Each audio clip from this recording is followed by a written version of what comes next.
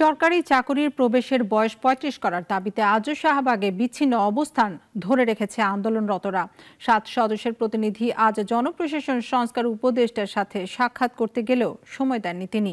চালিয়ে যাওয়ার ঘোষণা দিয়েছে এই শিক্ষার্থী চাকুরি প্রত্যাশীরা।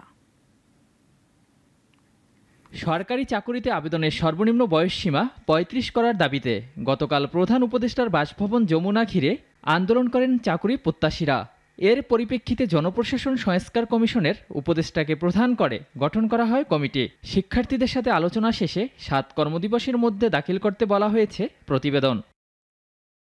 আজ নবগঠিত কমিটির সাথে আন্দোলনকারীদের আলোচনার কথা থাকলেও বৈঠক হয়নি, ফলে লাগাতার কর্মসূচির অংশ হিসাবে রাজধানীর শাহবাগে অবস্থান নেন তারা। সরকার আমাদের দীর্ঘদিনের দাবিটিকে আপনি মেনে নেবেন, কিন্তু তেনারাও ক্ষমতা যাওয়ার পর আমাদের দাবিটিকে বিভিন্ন তালবাহানা শুরু করে দিয়েছে। যতদিন পর্যন্ত দাবি দেওয়া মানব ততদিন পর্যন্ত আমরা মাঠ ছাড়বো না, আমরা দাবি দেওয়া নিয়েই ঘরে ফিরব। গতকালের শান্তিপূর্ণ আন্দোলনে পুলিশের টিয়ার গ্যাস ও রাবার বুলেট ছোড়ার তীব্র নিন্দা জানান তারা।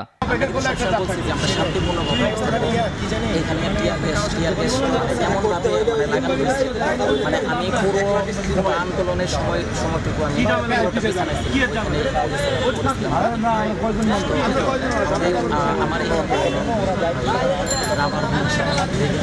দাবি আদায় না হওয়া পর্যন্ত রাজপথে থেকে কঠোরতম আন্দোলনের হুঁশিয়ারি দেন আন্দোলনকারীরা। অলিউল রনি, নাগরিক, ঢাকা।